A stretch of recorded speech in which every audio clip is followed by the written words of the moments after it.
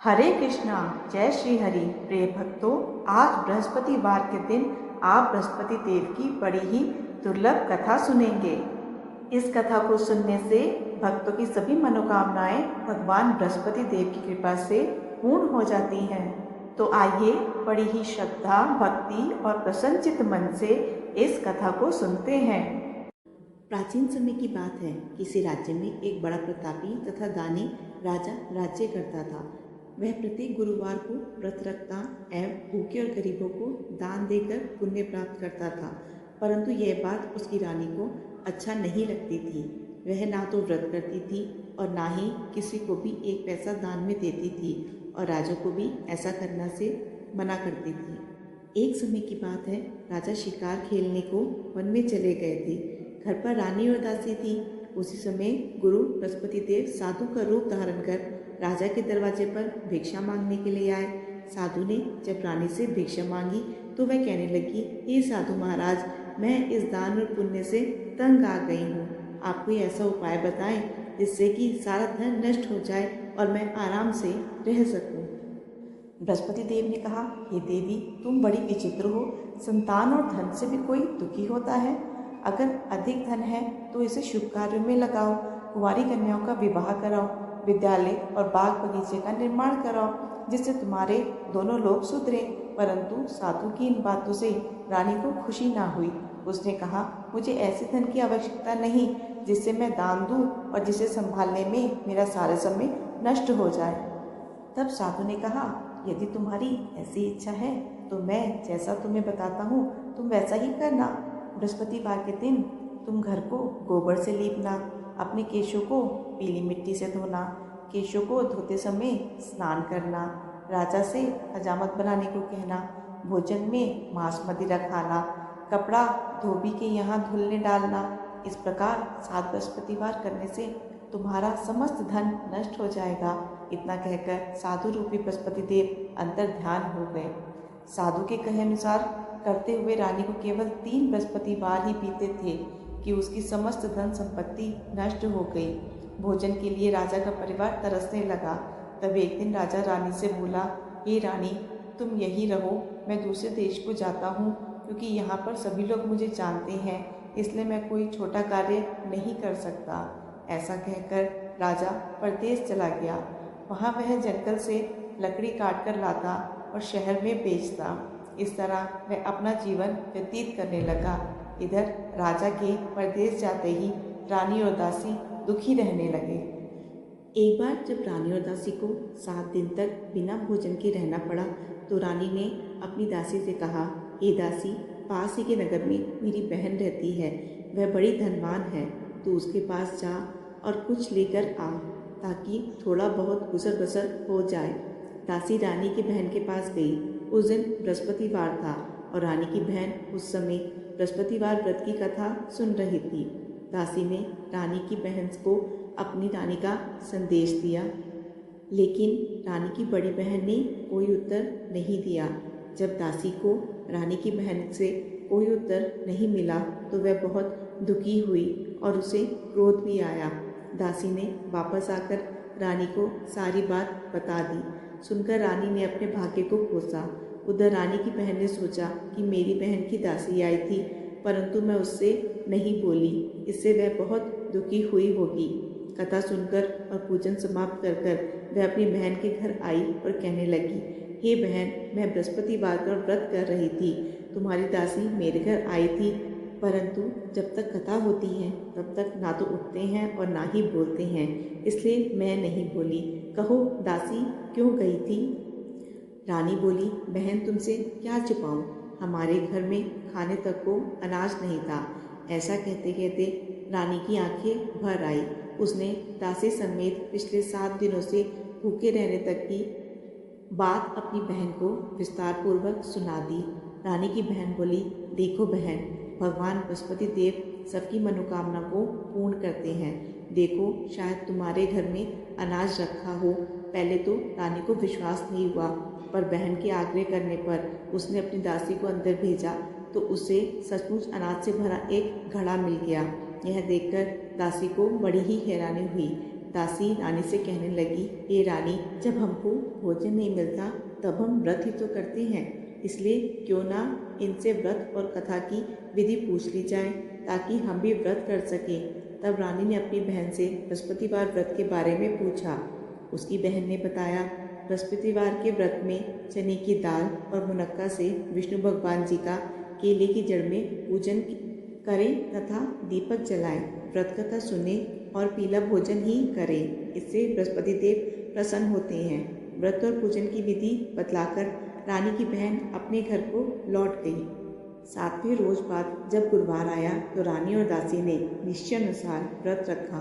गुड़साल में जाकर चना और गुड़ बीन लाई और फिर उसकी दाल से केले की जड़ तथा विष्णु भगवान का पूजन किया। अब पीला भोजन कहाँ से आए, इस बात को लेकर दोनों बहुत ही दुखी थे, क्योंकि उन्होंने व्रत रखा था, इसलिए गुरुदेव उन पर प्रसन्न थे। इसलिए वह एक साधारण व्यक्ति का रूप धारण कर 2 थालों में सुंदर पीला भोजन दासी को दे गए। भोजन पाकर दासी प्रसन्न हुई और फिर रानी के साथ मिलकर भोजन ग्रहण किया। उसके बाद से सभी गुरुवार को व्रत और पूजन करने लगी। बृहस्पति देव भगवान की कृपा से उसके पास फिर से धन संपत्ति हो गया, परंतु रानी फिर से पहले की तरह आलस्य करने लगी। तब दासी बोली, देखो रानी, तुम पहले भी इस प्रकार का आलस्य करती थी, तुम्हें धन रखने में कष्ट होता था, इस कारण सभी धन नष्ट हो गया। अब जब भगवान गुरुदेव की कृपा से धन मिला है तो तुम्हें फिर से आलस्य होता है।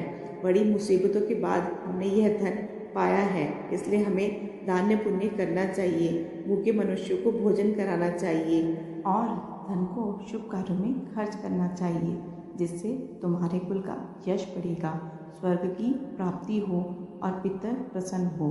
दासी की बात मानकर रानी अपना धन शुभ कार्यों में खर्च करने लगी, जिससे पूरे नगर में उसका यश फैलने लगा। वहीं दूसरी ओर एक दिन राजा दुखी होकर जंगल में एक पेड़ के नीचे आसन जमाकर बैठ गया। वह अपनी दशा को याद करके व्याकुल होने लगा। बृहस्पतिवार का दिन था। एकाएक उसने देखा कि निर्जन वन में एक साधु प्रकट हुए। वह साधु वेश में स्वयं बृहस्पति देवता थे। लकड़हारे के सामने आकर बोले, हे लकड़हारे, इस सुनसान जंगल में तू चिंतामग्न क्यों बैठा है? लकड़हारे ने दोनों हाथ जोड़कर प्रणाम किया और उत्तर दिया, महात्मा जी, आप सब कुछ जानते हैं, मैं क्या कहूँ। यह कहकर रोने लगा और साधु को अपनी आत्मकथा सुनाई। महात्मा जी ने कहा, तुम्हारी स्त्री ने बृहस्पति के दिन बृहस्पति भगवान का निरादर किया है, जिसके कारण रुष्ट होकर उन्होंने तुम्हारी यह दशा कर दी। अब तुम चिंता को दूर करके मेरे कहने पर चलो तो तुम्हारे सब कष्ट दूर हो जाएंगे और भगवान पहले से भी अधिक संपत्ति देंगे। तुम बृहस्पतिवार के दिन कथा किया करो। 2 पैसे के चने मुनक्का लाकर उसका प्रसाद बनाओ और शुद्ध जल के लोटे में शक्कर मिलाकर अमृत तैयार करो। कथा के पश्चात अपने सारे परिवार और सुनने वाले प्रेमियों में अमृत का प्रसाद बांटकर आप भी ग्रहण करो। ऐसा करने से भगवान तुम्हारी सब मनोकामनाएं पूरी करेंगे। साधु के ऐसे वचन सुनकर लकड़हारा बोला, हे प्रभु, मुझे लकड़ी बेचकर इतना पैसा नहीं मिलता जिससे भोजन के उपरांत कुछ बचा सकूं। मैंने रात्रि में अपनी स्त्री को व्याकुल देखा है, मेरे पास कुछ भी नहीं जिससे मैं उसकी खबर मंगा सकूं। साधु ने कहा, हे लकड़हारे, तुम किसी बात की चिंता मत करो। बृहस्पतिवार के दिन तुम रोजाना की तरह लकड़ियां लेकर शहर को जाओ। तुमको रोज से दुगना धन प्राप्त होगा, जिससे तुम भली भांति भोजन कर लोगे तथा बृहस्पति देव की पूजा का सामान भी आ जाएगा। इतना कहकर साधु अंतर्ध्यान हो गए। धीरे धीरे समय व्यतीत होने पर फिर वही बृहस्पतिवार का दिन आया। लकड़हारा जंगल से लकड़ी काटकर किसी शहर में बेचने गया। उसे उस दिन और दिनों से अधिक पैसा मिला। राजा ने चना गुड़ आदि लाकर गुरुवार का व्रत किया। उस दिन से उसके सभी कलेश दूर हुए, परंतु जब दोबारा गुरुवार का दिन आया तो बृहस्पतिवार का व्रत करना भूल गया। इस कारण बृहस्पति भगवान नाराज हो गए। उस दिन उस नगर के राजा ने विशाल यज्ञ का आयोजन किया तथा शहर में यह घोषणा करा दी कि कोई भी मनुष्य अपने घर में भोजन ना बनावे, ना आग जलावे, समस्त जनता मेरे यहाँ भोजन करने आवे। इस आज्ञा को जो ना मानेगा उसे फांसी की सजा दी जाएगी। इस तरह की घोषणा संपूर्ण नगर में करवा दी गई। राजा की आज्ञा अनुसार शहर के सभी लोग भोजन करने गए, लेकिन लकड़हारा कुछ देर से पहुंचा, इसलिए राजा उसको अपने साथ घर लिवा के ले आए। और ये जाकर भोजन करा ही रहे थे कि रानी की दृष्टि उस खूंटी पर पड़ी जिस पर उसका हार लटका हुआ था। वह वहाँ पर दिखाई नहीं दिया। रानी ने निश्चय किया कि मेरा हार इस मनुष्य ने चुरा लिया है। उसी समय सिपाहियों को बुलाकर उसको कारागार में डलवा दिया। जब लकड़हारा कारागार में पड़ गया और बहुत दुखी होकर विचार करने लगा कि ना जाने कौन से पूर्व जन्म के कर्म से मुझे यह दुख प्राप्त हुआ है, और उसी साधु को याद करने लगा जो कि जंगल में मिला था। उसी समय प्रातःकाल बृहस्पति देव साधु के रूप में प्रकट हुए और उसकी दशा को देखकर कहने लगे, अरे मूर्ख, तूने बृहस्पति देव की कथा नहीं करी, इस कारण तुझे दुख प्राप्त हुआ है। अब चिंता मत कर, बृहस्पतिवार के दिन कारागार के दरवाजे पर 4 पैसे पड़े मिलेंगे। उनसे तू बृहस्पति देव की पूजा करना, तेरे सभी कष्ट दूर हो जाएंगे। बृहस्पतिवार के दिन उसे 4 पैसे मिले। लकड़हारे ने कथा कही। उसी रात्रि को बृहस्पति देव ने उस नगर के राजा को स्वप्न में कहा, हे राजा, तुमने जिस आदमी को कारागार में बंद किया है वह निर्दोष है, वह राजा है, उसे छोड़ देना। रानी का हार उसी खूंटी पर लटका है। अगर तू ऐसा नहीं करेगा तो तेरे राज्य को नष्ट कर दूंगा। इस तरह रात्रि के स्वप्न को देखकर राजा प्रातःकाल उठा और खूंटी पर हार देखकर लकड़हारे को बुलाकर क्षमा मांगी तथा लकड़हारे को योग्य सुंदर वस्त्र आभूषण देकर विदा कर दिया। बृहस्पति देव की आज्ञानुसार लकड़हारा अपने नगर को चल दिया। राजा जब अपने नगर के निकट पहुंचा तो उसे बड़ा आश्चर्य हुआ। नगर में पहले से अधिक बाग, तालाब, कुएं तथा बहुत सी धर्मशाला, मंदिर आदि बन गई हैं। राजा ने पूछा, ये किसका बाग और धर्मशाला है? तब नगर के सब लोग कहने लगे, यह सब रानी और बांदी की हैं। तो राजा को आश्चर्य हुआ और गुस्सा भी आया। जब रानी ने यह खबर सुनी कि राजा आ रहे हैं तो उन्होंने बांदी से कहा, हे दासी, देख, राजा हमको कितनी बुरी हालत में छोड़ गए थे। हमारी ऐसी हालत को देखकर वह लौट ना जाएं, इसलिए तू दरवाजे पर खड़ी हो जा। आज्ञानुसार दासी दरवाजे पर खड़ी हो गई। राजा आए और उन्हें अपने साथ लिवा लाई। तब राजा ने क्रोध करके अपनी रानी से पूछा कि यह धन तुम्हें कैसे प्राप्त हुआ? तब उन्होंने कहा, हमें यह सब धन बृहस्पति देव के इस व्रत के प्रभाव से प्राप्त हुआ है। राजा ने निश्चय किया कि 7 रोज बाद तो हम बृहस्पति देव का पूजन करते हैं, परंतु मैं प्रतिदिन दिन में 3 बार कहानी तथा रोज व्रत किया करूँगा। अब हर समय राजा के दुपट्टे में चने की दाल बंधी रहती तथा दिन में 3 बार कहानी कहता। एक रोज राजा ने विचार किया कि चलो अपनी बहन के यहाँ हो आवे।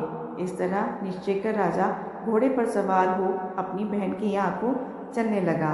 मार्ग में उसने देखा कि कुछ आदमी एक मुर्दे को लिए जा रहे हैं। उन्हें रोककर राजा ने कहा, अरे भाइयों, मेरी बृहस्पति देव की कथा सुन लो। वह बोले, लो, हमारा तो आदमी मर गया है, इसको अपनी कथा की पड़ी है। परंतु कुछ आदमी बोले, अच्छा कहो, हम तुम्हारी कथा भी सुनेंगे।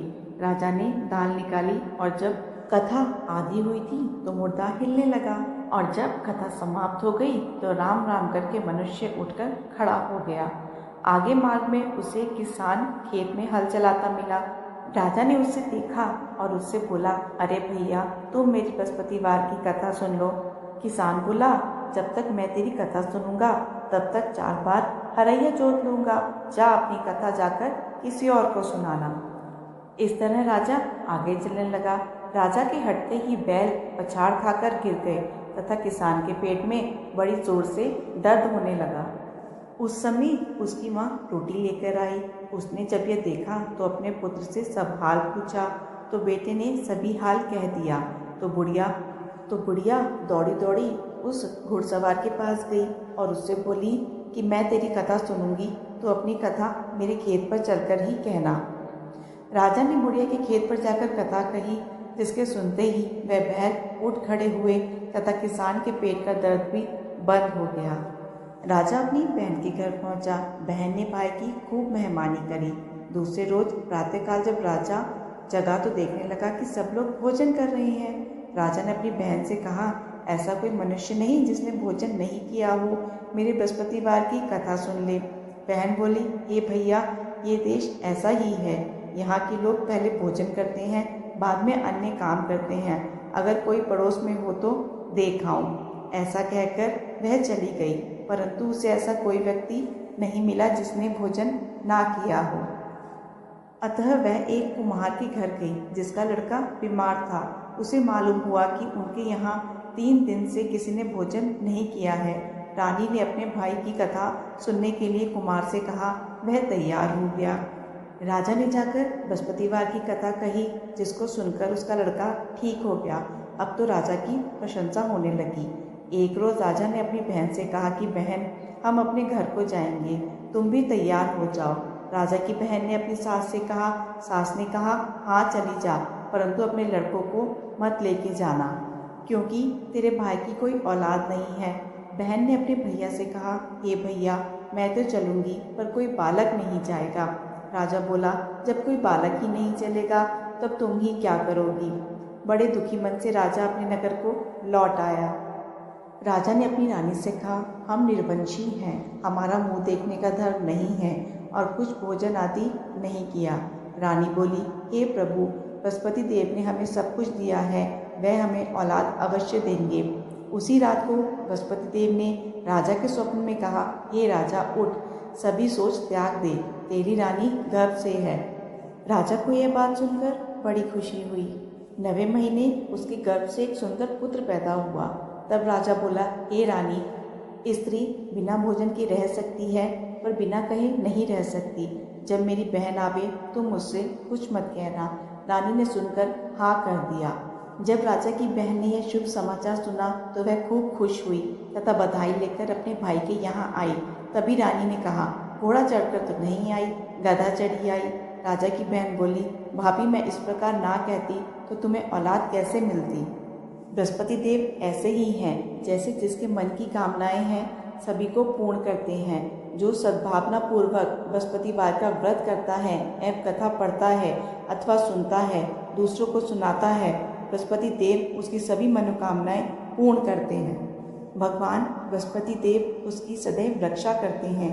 संसार में जो मनुष्य सद्भावना से भगवान जी का पूजन व्रत सच्चे हृदय से करते हैं तो उनकी सभी मनोकामनाएं पूर्ण करते हैं। जैसे सच्ची भावना से रानी और राजा ने उनकी कथा का गुणगान किया और उनकी सभी इच्छाएं बृहस्पति देव जी ने पूर्ण की, इसीलिए पूर्ण कथा सुनने के बाद प्रसाद लेकर जाना चाहिए। हृदय से उनका मनन करते हुए जयकारा बोलना चाहिए। बोलो बृहस्पति देव की जय, भगवान विष्णु की जय। आज के दिन भगवान विष्णु की इस कथा को सुनने वाले की सब मनोकामनाएं प्रभु पूर्ण करते हैं।